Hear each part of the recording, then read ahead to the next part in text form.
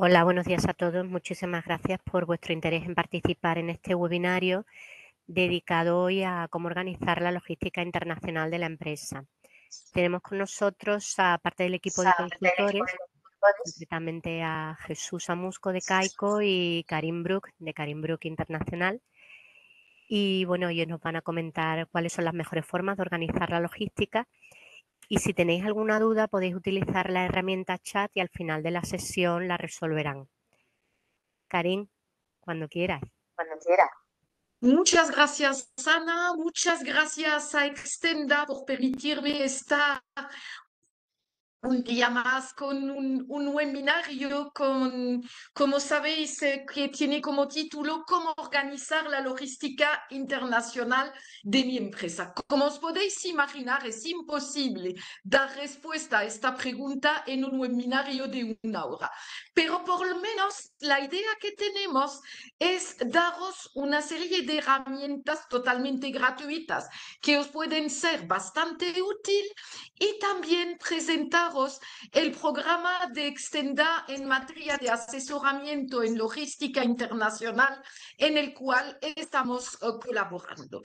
Así que 7 puntos, la importancia de la logística, unos elementos importantes a la hora de elaborar la estrategia. ¿Cuáles son los principales factores de selección del modo de transporte? La importancia de los contenedores y la paletización a través de unos conceptos genéricos y un pequeño ejemplo con un tema de transporte de vino. Veremos algunos elementos transversales a considerar y si la hora que nos está impartida nos da todavía un poco de sí, veremos un caso práctico que es el ejemplo de la vajilla de oro, la vaisselle d'or, que es un caso real, pero como se dicen en las películas americanas, hemos cambiado los nombres. Así que, sin más, la importancia de la logística. Las actividades logísticas son fundamentales porque nos permiten enlazar la producción y los mercados, es decir, y nuestros clientes, que están separados por 2 factores fundamentales que son el tiempo y la distancia. Lo habréis adivinado, se trata de una materia transversal que se aplica a cualquier tipo de productos y cualquier tipo de empresa.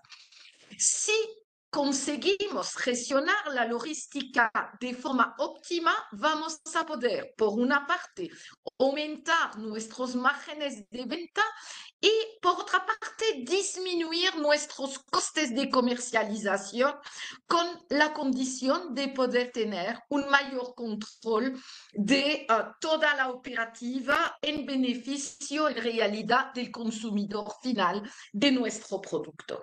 Una buena organización de la logística nos va a permitir también tener una serie de economía de escala y va a permitir al fin y al cabo consolidar la buena imagen que tienen nuestros clientes de la empresa. La tentación, y es una tentación totalmente normal, sobre todo cuando se empieza, es ir contestando a las demandas individuales de los diferentes clientes concretos conforme se van ocurriendo, sin reflexionar sobre nuestra logística de forma global. Cuando esta reflexión estratégica, a partir del momento en que ya tenemos algunas demandas de diferentes clientes, es un tema fundamental precisamente para conseguir estos diferentes objetivos que estaba comentando de economía de escala, de incrementar nuestros márgenes, etc.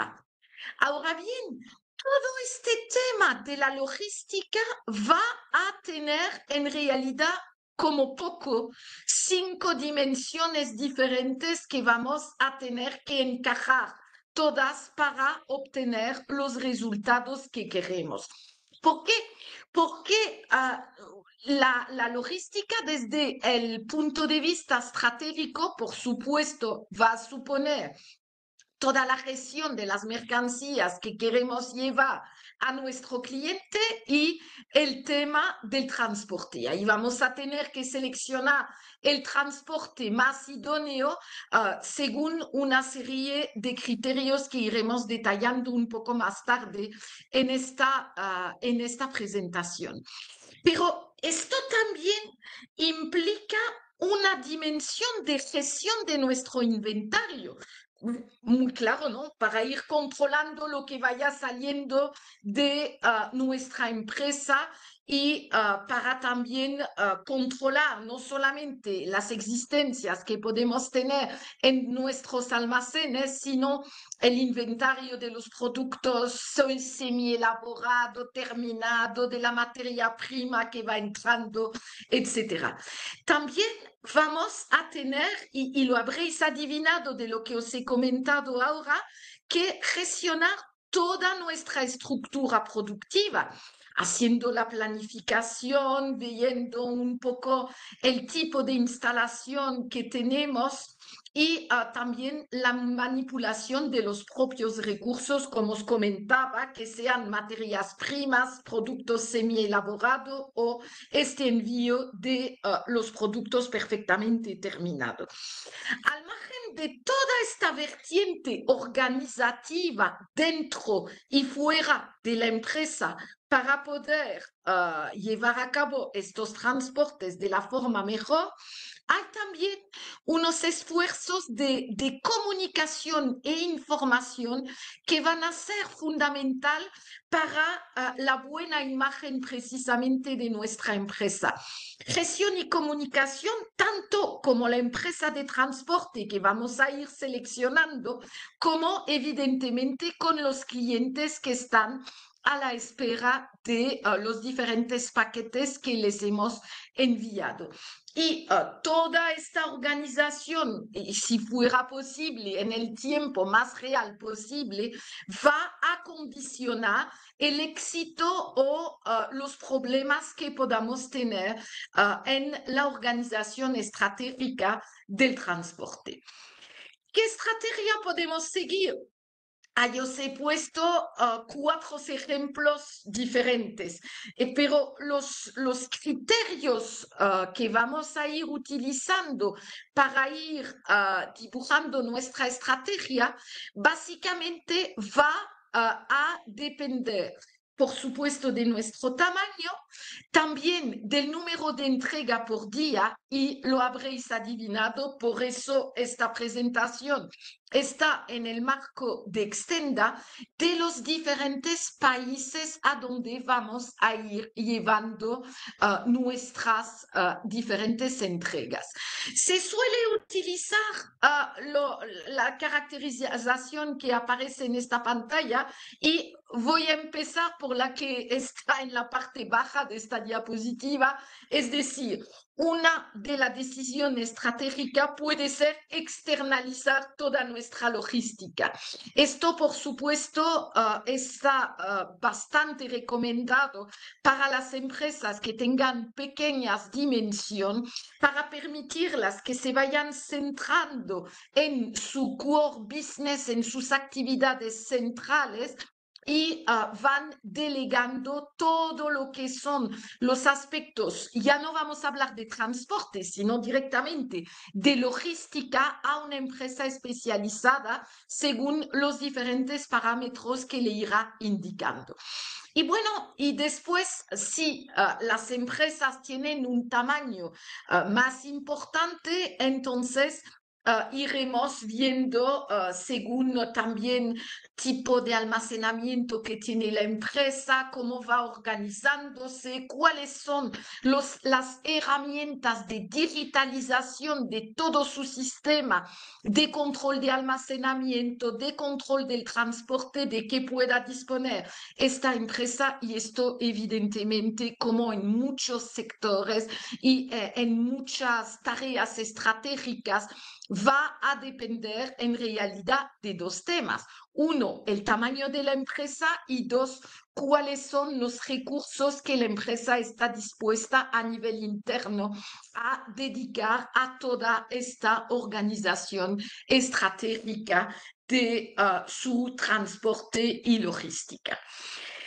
Ahora bien, está claro que también vamos a ver que toda esta estrategia, además de las características de la empresa, va a depender del perfil de nuestro cliente y del canal de venta que vamos a utilizar para dar servicios a estos clientes. ¿Por qué? Porque no es lo mismo vender a través de una plataforma de e-commerce, a través de una marketplace, que vender en una venta presencial a un cliente determinado, y todos estos factores van a tener repercusiones sobre el modo de logística que vamos a utilizar, y también va a ir abriendo una serie de obligaciones, las más importantes, las obligaciones fiscales, que van a ser vinculadas a estas ventas. ¿Por dónde podemos empezar cuando vamos a organizar la estrategia de la logística de nuestra empresa? Vamos a empezar por la selección del modo de transporte, es decir, ¿qué vamos a hacer? Utilizar el barco o el avión, preferir el ferrocarril o un trailer de toda la vida, un camión de toda la vida. Vamos, para poder responder a estas preguntas, utilizar una serie de criterios, y os voy a ir comentándolos a continuación uno por uno. El primero es quizás el más fácil, es el criterio de factibilidad logística. Es el primer análisis que nos van a permitir determinar cuáles son las opciones posibles. ¿Por qué? Porque si vamos a transportar una mercancía, sea cual sea, entre Sevilla y Perú, está claro que la opción terrestre no es factible, por lo que automáticamente vamos a ir eliminando el transporte por carretera y el transporte por ferrocarril, y iremos analizando cuáles son las conexiones que existen entre estos dos puntos desde el punto de vista marítimo y aéreo. Así que, primer punto, más claro imposible. El segundo, evidentemente, va a depender de las características de la mercancía transportada. ¿Por qué? Porque en algunos casos, si vamos transportando, por ejemplo, medicamentos, vamos a tener que organizar una logística con temperatura controlada. Algunas veces tendrá que ser un transporte frigorífico si, por ejemplo, en lugar de transportar medicamentos, estamos transportando pescado congelado o mercancía peligrosa. Tendremos que, además de tener un protocolo específico, ir indicando de la forma legal cuáles son los diferentes riesgos que se presentan, y allí tenéis una serie de pictogramas de peligro, que son los pictogramas admitidos en el transporte internacional, según que el riesgo sea un riesgo de incendio, o veis allí radioactivo, tóxico, etc. Allí tenéis un poco el abanico de posibilidades. Por no hablar de envíos frágiles, como podría ser una porcelana de China, o de animales vivos, y tenéis ahí la imagen de las vacas, que no sé si lo estáis viendo, pero disponen de su aire acondicionado, que es un poco la hélice que veis en esta fotografía. Así que las características de la mercancía van a ir, en primer lugar, modulando el tipo y la organización de transporte. Y otro tema fundamental también del embalaje.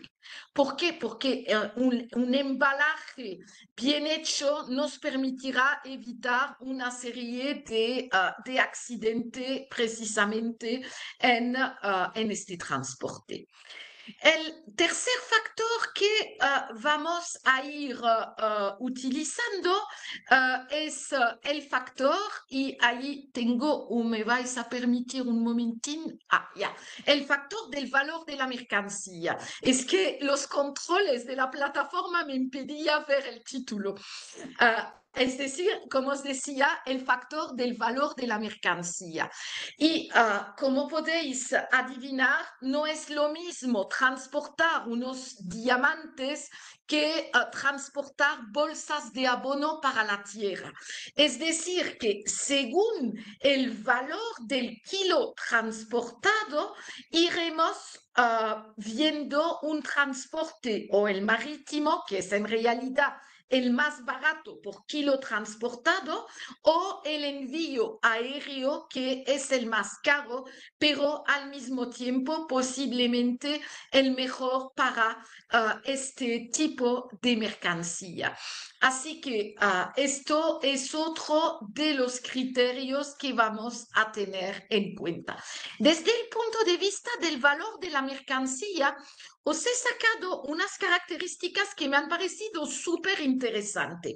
Mirad, a nivel de kilos transportados o de toneladas transportadas, el medio de transporte más utilizado en el mundo por goleada es el transporte marítimo. Pero, como os comentaba, aunque a nivel de tonelaje, a nivel de kilos transportados, el transporte aéreo es el más insignificante, veis, representa apenas el 0,2% del transporte internacional total. En realidad, su importancia, si lo vemos desde el punto de vista del valor de la mercancía transportada, es el que va ganando por goleada. ¿Por qué?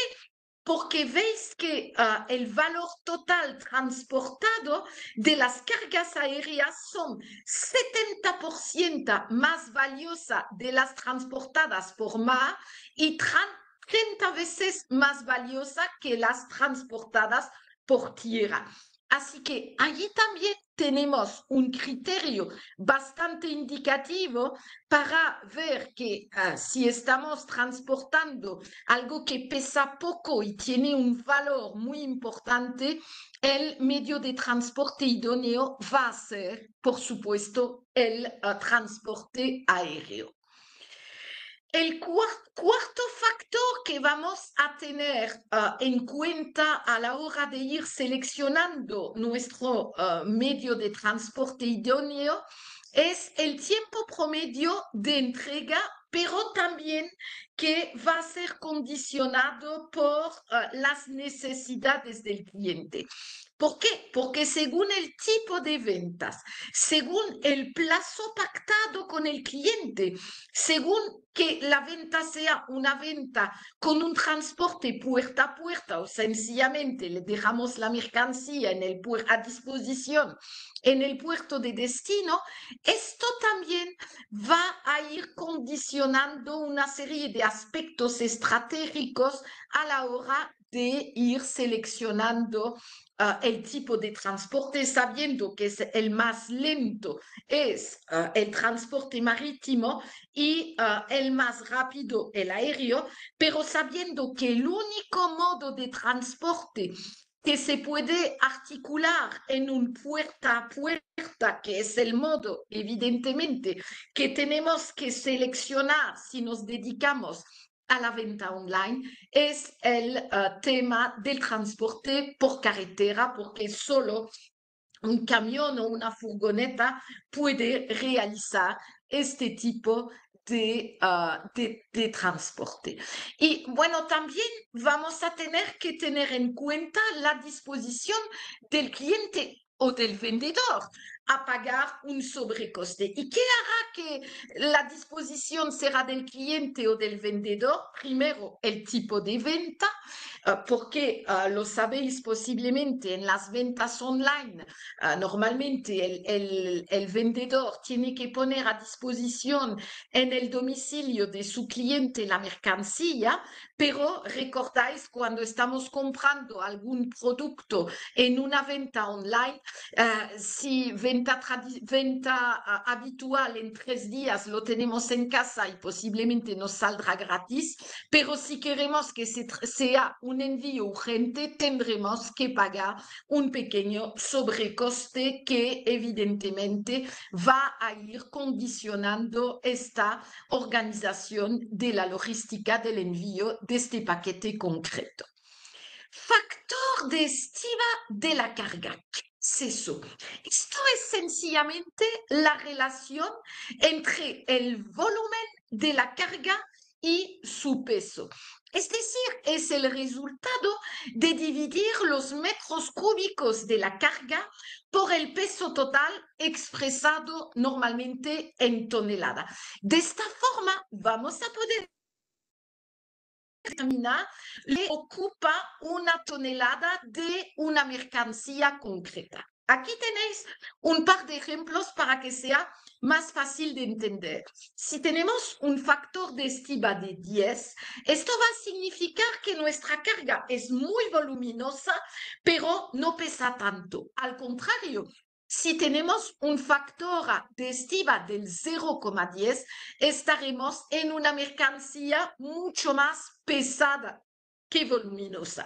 ¿Y esto para qué nos sirve? Para determinar, por ejemplo, que es mejor utilizar el barco que el avión, porque tenéis que saber que el envío de mercancía pesada por transporte aéreo está penalizado. Así que ahí también, si tenéis una mercancía más ligera, será más fácil utilizar el transporte aéreo.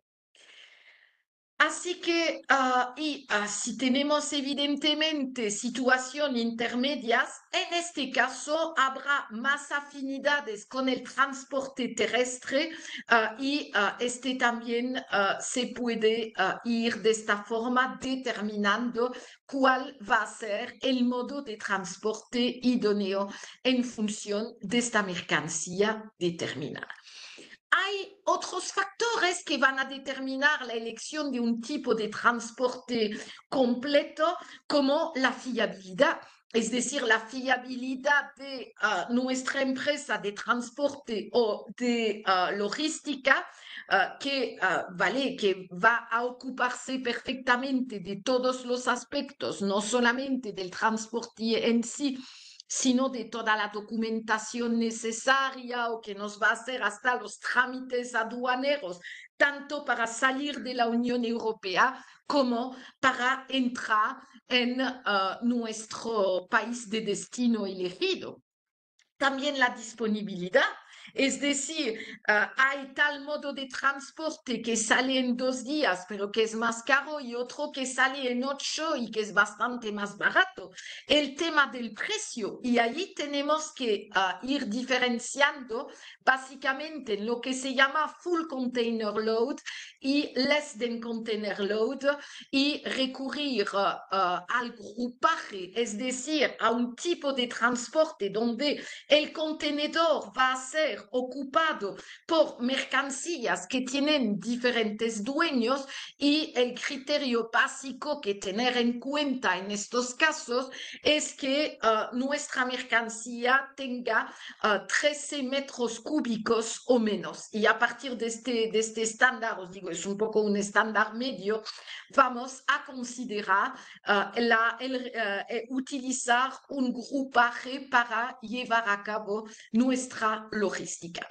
Me encanta esta diapositiva y esta pequeña tabla, porque de un vistazo vamos a tener los principales criterios que vamos a ir tomando en cuenta según modo de transporte 4, incluso 5 criterios básicos y según un poco las diferentes respuestas para cada uno. Veis, por ejemplo, que para el ferrocarril hay una rapidez media, pero una capacidad muy alta, una seguridad alta, un coste medio y muy interesante para todo lo que es la mercancía a graneles o el transporte de contenedores. Así que esto es quizás una pequeña tabla que nos puede servir de guía primera a la hora de ir optando por un tipo de transporte u otro.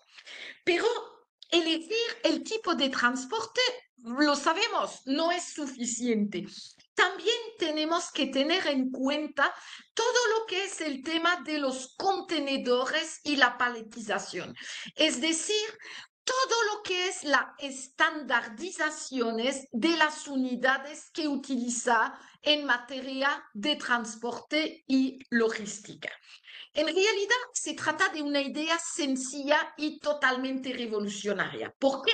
Porque con un contenedor, independientemente del modo de transporte que vamos a utilizar, sencillamente movemos esta unidad de carga, este contenedor, y no vamos a tener que abrir nada ni que tocar a nada. Y de esta forma también vamos a reducir una serie de costos como el tiempo de tránsito o el coste del almacenaje en el puerto, porque todo va a estar súper fácil. Pequeña anécdota. ¿Sabéis por qué se inventó o se tuvieron la idea de este tema de los contenedores a raíz de la desaparición de aproximadamente el 30% de los cargamentos de whisky en Estados Unidos?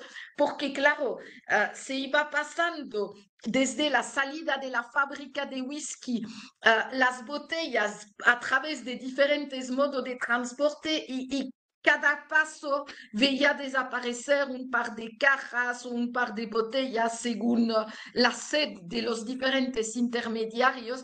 Y se pensó precisamente en una forma de ir evitando estos diferentes hurtos y a raíz de eso nació primero en Estados Unidos este tema de los contenedores.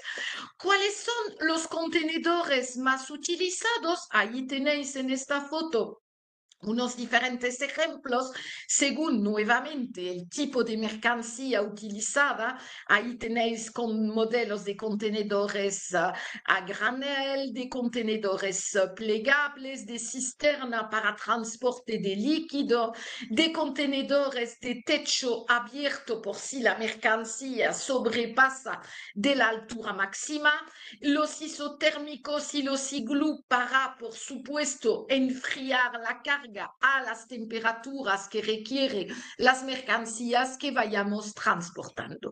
Lo que sí es fundamental para ir seleccionando el tipo de contenedor que más nos interesa es conocer perfectamente sus dimensiones interiores.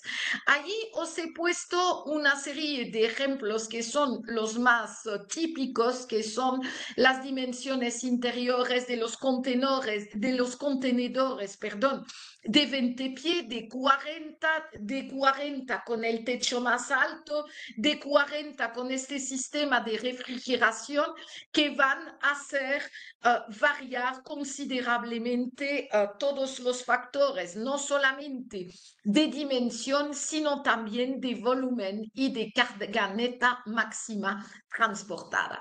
Esto, por supuesto, os lo estará recomendado por vuestra empresa de logística, pero es interesante que sepáis estas nociones básicas para poder hablar de tú a tú con vuestra empresa de logística y también no estar totalmente en sus manos en el sentido de poder también decir, hombre, pero yo creo que un 20 pie era totalmente posible y no tenía ningún tipo de problema. ¿Por qué me quieres poner uno de 40 y así vais a poder dialogar con la empresa de logística.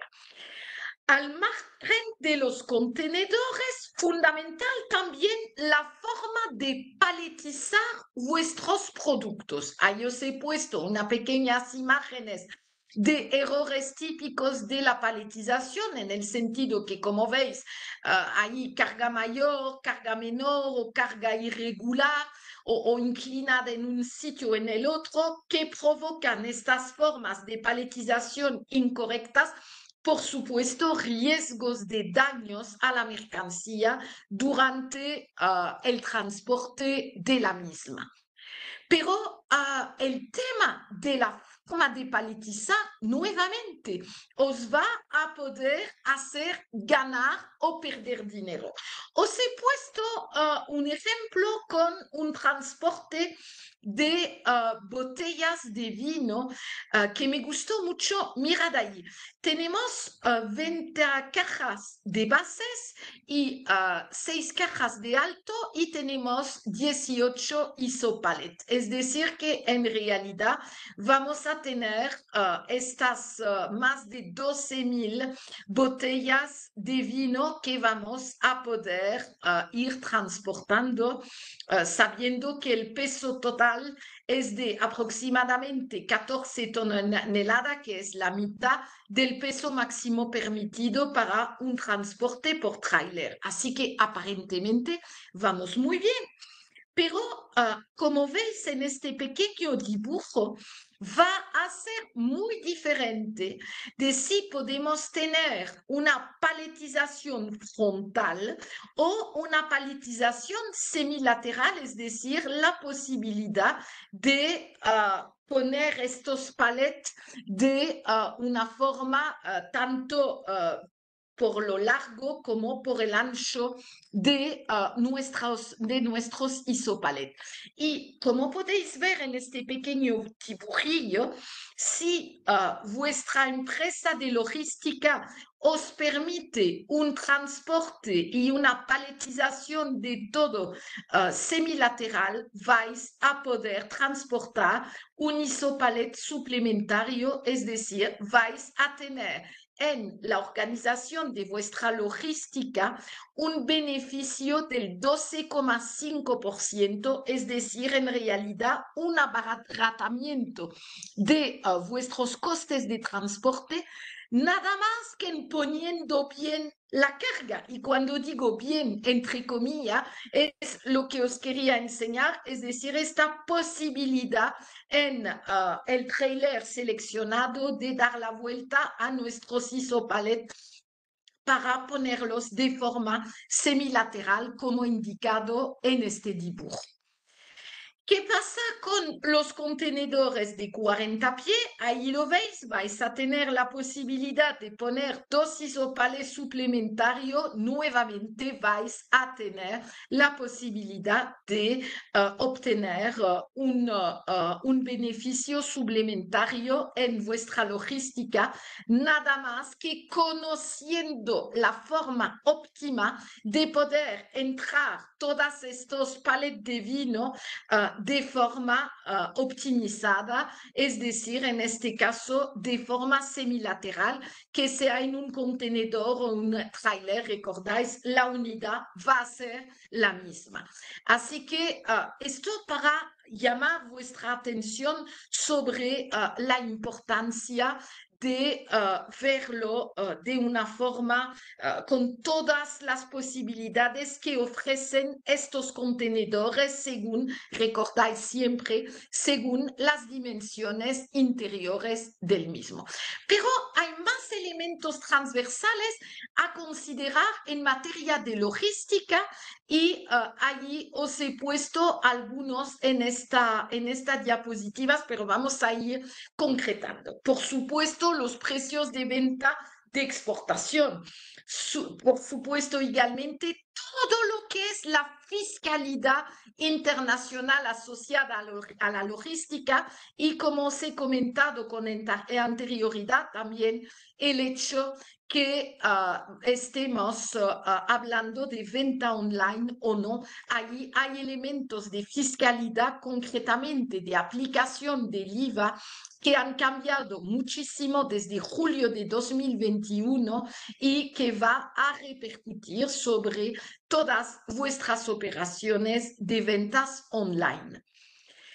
Cálculo del precio de venta de exportación. Allí en nuestro equipo de consultores que nos dedicamos a prestar servicio a Extenda en el programa de logística y transporte internacional, tenemos a Carmen Rey, que es una auténtica especialista desde hace 20 años. Carmen es transitaria, es decir, que es la persona que saca la calculadora, va viendo las diferentes oportunidades de llevar la mercancía y que os va diciendo, no, mirad, si lo hacéis de esta forma, va a ser más barato por tal y tal razón. Y después hay una serie de herramientas muy interesantes, que son herramientas gratuitas, que si como esperamos os animáis a participar en este programa de Extenda, os vamos a explicar un poco todas las funcionalidades y lo vais a poder tener igualmente. Es cómo calcular el precio de venta de exportación, según qué criterios, según el Incoterm que vamos a ir utilizando. Los Incoterms son unos términos de comercio internacional que son empleados en las compraventas de mercancías. Se podría utilizar perfectamente hasta en el transporte a nivel nacional, pero conoce un auge enorme a nivel de compraventas internacionales. ¿Por qué? Porque es una forma de fijar de manera genial, porque son conceptos que se utilizan a escala del mundo entero, que nos va a permitir, perdón, fijar una serie de obligaciones del vendedor y del comprador. Obligaciones, ¿desde qué punto de vista? Lo tenéis ahí. Hay 4 factores que nos van a permitir resolver estos Incoterms. Primero, la entrega de la mercancía. ¿Quién tiene que realizar la entrega de la mercancía y a dónde esta mercancía tendrá que ser entregada por el vendedor al comprador? Y puede ser sencillamente, para coger 2 extremos, o a la salida de la planta de fabricación del producto o en el domicilio del comprador. Así que ahí vamos a tener un abanico de posibilidades que van a ser resueltas por la selección del Incoterm que vamos a llevar a cabo. Otro tema, la transmisión de los riesgos, es decir, la mercancía entra en el barco cae en el fondo del mar. ¿Quién va a asumir las pérdidas de estas mercancías? También todo lo que son las distribuciones de los gastos. ¿Quién paga el transporte entre la fábrica del producto y el embarque en el puerto de Algeciras? Para coger un ejemplo concreto. ¿Quién va a pagar el transporte marítimo? ¿Quién va a pagar la parte de la entrega en el país de destino?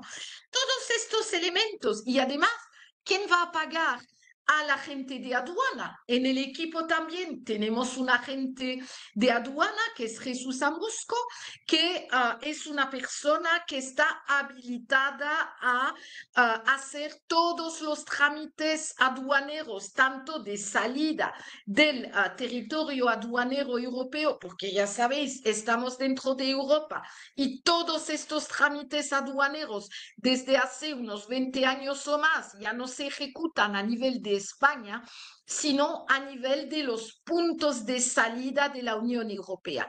¿Y quién es el experto que nos va a decir los diferentes documentos necesarios y cómo organizar estos trámites aduaneros? Es Jesús, que está también escuchando esta presentación, y si queréis al final de la misma, tanto a Jesús como a Carmen, como a mí misma, podéis hacer una serie de preguntas. Así que veis, los 5 terms son 3 pequeñas letras que vamos a poner después de los precios de nuestra mercancía y que van a determinar aspectos tan importantes como los que os acabo de decir. Ahora bien, me vais a decir, Karin, y a mí, ¿qué más me interesa? Y ¿qué tipo de Incoterm me interesa más utilizar en mis ventas internacionales? Y allí, como os podéis imaginar, no hay una respuesta cierta. Tenemos que contestar en función del tipo de producto, en función del tipo de cliente, en función también del país. Así que es otro punto muy importante a la hora de organizar vuestra estrategia en materia de transporte internacional de vuestra mercancía. Y después, todo lo que se refiere a la fiscalidad internacional asociada a la logística. ¿Qué es eso de la fiscalidad internacional asociada a la logística? Básicamente, 2 grandes categorías de impuestos cuando vamos exportando. Por una parte, todos lo que son los derechos de aduana y tasas de efecto equivalente. En realidad, yo resumo eso diciendo todo lo que son los derechos de entrada, un poco a la manera de un precio que tenéis que pagar para entrar en una discoteca. O pagáis el precio o no vais a entrar. A nivel de comercio internacional son los derechos de importación, que pueden ser derechos de aduana o una serie de tasas, porque hay algunos países que son muy imaginativos a la hora de nombrar sus derechos de entrada y no se refieren a ellos como derechos de aduana, sino, por ejemplo, un ejemplo en Senegal, la tasa de solidaridad o la tasa para una serie de transportistas que vais a tener que pagar, que los utilicéis o no. Es decir, según el país de destino, vamos a tener que ver cuáles son estos impuestos. Esto es la primera categoría de impuesto, estos derechos de importación. La segunda son los impuestos que podríamos llamar de locales. ¿Por qué locales? Porque son impuestos que se aplican normalmente también a las ventas internas, que son básicamente el IVA aplicable en el país de destino. ¿Por qué digo básicamente y no el IVA de forma así tan más tajante? Porque hay algunos países, como por ejemplo los Estados Unidos, que no tienen IVA como tal, sino una tasa de venta que se aplica en unos momentos concretos que depende un poco de precisamente del Incoterm aplicable, pero que no se llama IVA. Pero tenemos que ir contemplando estos 2 tipos de impuestos para poder ir viendo lo que se aplica en cada caso. Ahora bien, recordáis también que tenemos siempre que ir viendo 2 dimensiones diferentes, la dimensión de dentro de la Unión Europea y los intercambios de mercancías con los llamados países terceros que son fuera de la Unión Europea. Dentro de la Unión Europea, para saber cuál es la fiscalidad que tendremos que aplicar en cada caso, la pregunta que tenemos que hacernos es ¿quién vende? ¿Un profesional o un particular? Y a partir de ahí, a partir de esta respuesta, vamos a tener la posibilidad de tener una exención de IVA o no. ¿Cómo funciona esta exención de IVA?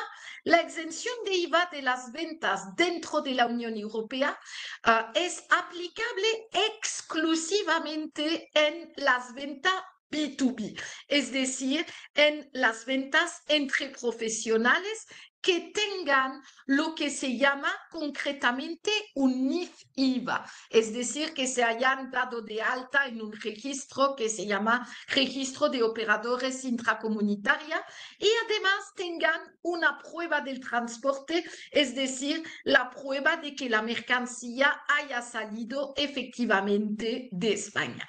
Si tenemos estas tres condiciones cumplidas, la vida es bella. Vamos a poder facturar sin ningún tipo de IVA si vendemos dentro de la Unión Europea.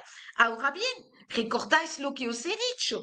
Tanto el vendedor como el comprador B2B deben de tener deben de estar registrados como operadores económicos intracomunitarios. Y como vendedor español vamos a tener la obligación de comprobar que nuestro cliente está efectivamente dado de alta y en este registro. ¿Cómo lo vamos a hacer? A través de una herramienta totalmente gratuita de la Comisión Europea, que es la herramienta en la cual de que podéis ver la captura de pantalla en este momento y vais a poner vuestro propio número de ROI, de registro de operador intracomunitaria, el CIF-IVA de vuestro cliente. En un microsegundo vais a poder comprobar si vuestro cliente está también dado de alta o no. Y si no está dado de alta, ¿qué vais a tener que hacer? Lo siento, en este caso, a poner el IVA español, si no vais a tener problema. Ahora bien, en lo que se refiere a las ventas online, sabéis que hay una nueva regla que a partir del momento en que hayáis vendido online por más de 10.000 euros en todo el territorio de la Unión Europea, a partir de este momento se va a ir aplicando el IVA del país de destino. Eso está muy bien, pero ¿cómo sé yo lo que vale el IVA de un bolígrafo en Hungría o en Esquina? Muy fácil, consultando esta otra herramienta gratuita de la Comisión Europea, poniendo el código arancelario de vuestro producto y el país donde lo vais a ir vendiendo, y allí os aparecerá el IVA aplicable a vuestro producto. ¿Veis un poco este tipo de herramientas que os pueden simplificar la vida y mucho en todas vuestras operaciones de logística, sea cual sea vuestros canales de ventas o vuestros canales de distribución? Os decía que si estáis vendiendo online por más de 10.000 euros, desde el 1 de julio de 2021, se ha cambiado todas estas reglas de IVA y se aplica el IVA del país llamado de consumo, es decir, el país de vuestro cliente. Entonces, os decía, vais a tener que aplicar el IVA de Hungría, el de Alemania, de Estonia, es decir, de uno de los 26 otros países de la Unión Europea. Una cosa es saber el derecho de IVA que vais a tener que aplicar, otra cosa es hacer vuestra declaración de IVA. ¿Con qué país? Bueno, si habéis vendido en Hungría, vais a tener que hacer una declaración de IVA con la hacienda húngara. ¿Os imaginad la pesadilla? No solamente la vais a tener que hacer en húngaro, sino que además vais a tener que pagar este IVA allí. Hay una forma de escapar de esta, perdonadme, auténtica pesadilla de hacer una declaración de IVA en húngaro, otra en alemán y otra en francés. Sí, podéis daros de alta en lo que se llama la ventanilla única de ventas de mercancías comunitarias a distancia.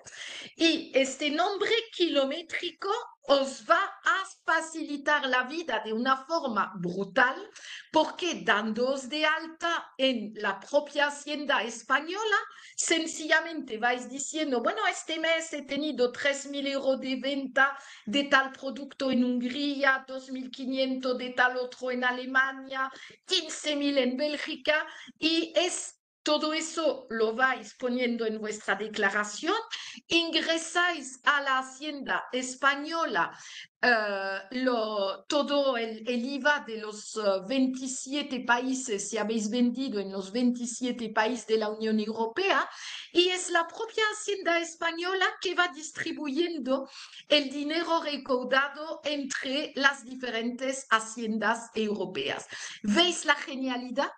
Sencillamente hacéis vuestra declaración en riguroso castellano, no perdéis el tiempo en calcular lo que debéis a cada hacienda europea y es España que se arregla con sus diferentes compañeros del Ministerio de Hacienda. El seguro de transporte es otro tema que tenemos que ir viendo. ¿Por qué? Porque hay casos en los cuales no va a ser necesario y en otros que sí. ¿De qué va a depender la necesidad o no de un seguro de transporte? Va a depender del valor de la mercancía por una parte y por otra parte del convenio internacional aplicable al modo de transporte que estamos utilizando. Aquí abro una pequeña paréntesis. Tenéis que saber que todos estos transportes internacionales están organizados a través de convenios internacionales, los primeros del siglo XVI, XVII, estoy pensando en el transporte marítimo, que han sido progresivamente modernizados conforme íbamos evolucionando y progresando. Pero automáticamente cuando vayáis cogiendo un tipo de transporte, un modo de transporte, se va a aplicar automáticamente una pequeña cláusula de seguro que vais a ir solicitando a vuestra empresa de transporte. ¿Cuál es este seguro integrado automáticamente en el contrato suscrito con la empresa que tiene como base este convenio internacional y la otra base del seguro que se va a aplicar automáticamente a vuestra operación concreta de transporte va a ser el tema de que el propio transportista como profesional prudente va a tener también una serie de seguros. Una vez que hayáis consultado con vuestro transportista los seguros que se aplican de forma automática, es decir, nada más por aceptar y suscribir un contrato de transporte con este transportista, vais a ir haciendo una comparativa entre el valor de vuestra mercancía y el valor del seguro que os daría si se pierde o si se daña lo que estáis transportando y ahí vais a determinar si os interesa tomar un seguro complementario o no. Y esto evidentemente lo vais a ir determinando en cada uno de los casos. Un ejemplo práctico para terminar, para enseñaros un poco la importancia de estratégicamente establecer bien vuestra estrategia de logística, os lo desarrollo de forma súper completa en esta presentación, pero como nos quedan unos 8 minutos y quizás tengáis algún tipo de pregunta, os lo voy a ir resumiendo.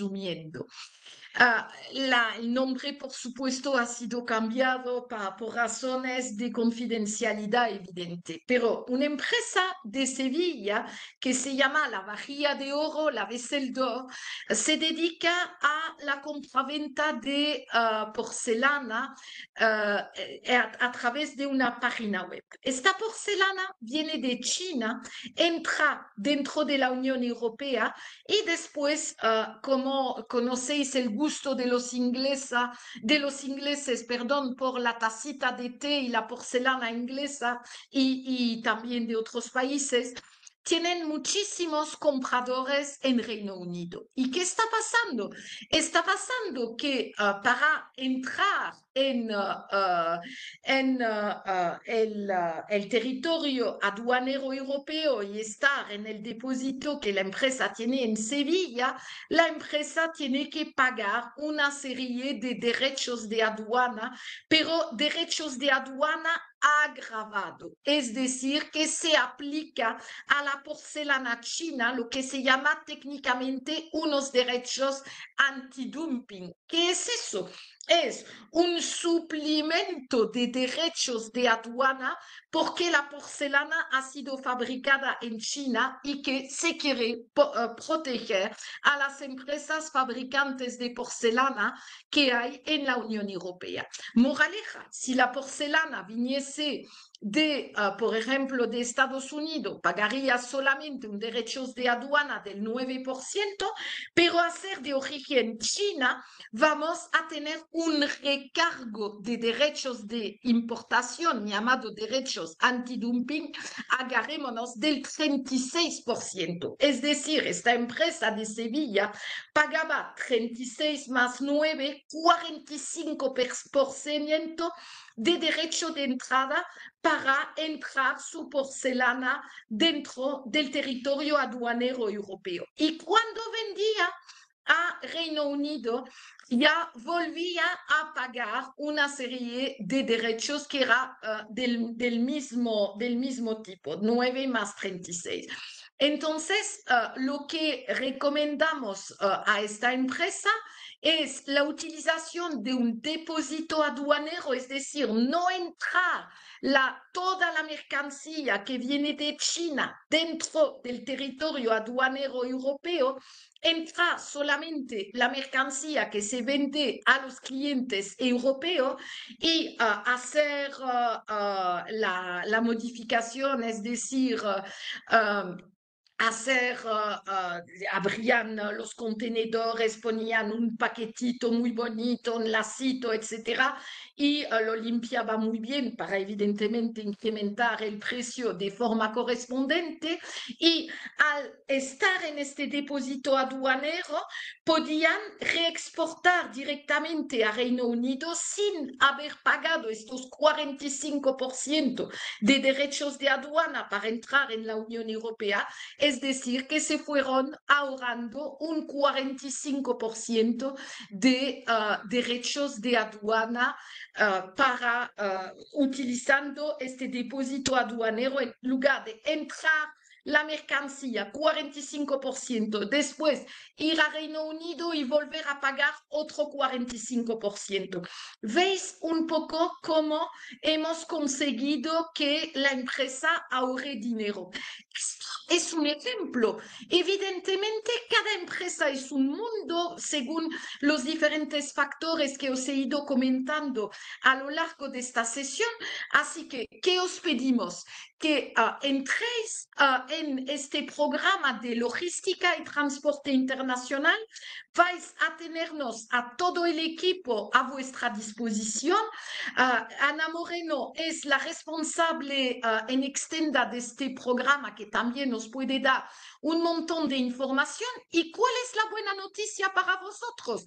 Que no tenéis que pagar nada a nuestro equipo consultor porque se tratan de fondos europeos que van financiando este programa, por lo que lo único que tenéis que pagar son 306 euros masiva a Extenda y vais a tener todo el equipo a vuestra disposición para ir viendo, analizando una de vuestras operaciones de exportación a cualquier país del mundo, que lo que estéis vendiendo sea un cohete o un tarro de miel, y vamos a ir dándoos entre todos la forma más barata, más segura y más optimizada de vender y de organizar la logística de esta operación. Así que espero que os animéis y muchas gracias por haberme escuchado. Si tenéis algún tipo de pregunta, estoy a vuestra disposición, así como Carmen y Jesús, que están también en este seminario. Gracias, Sergio.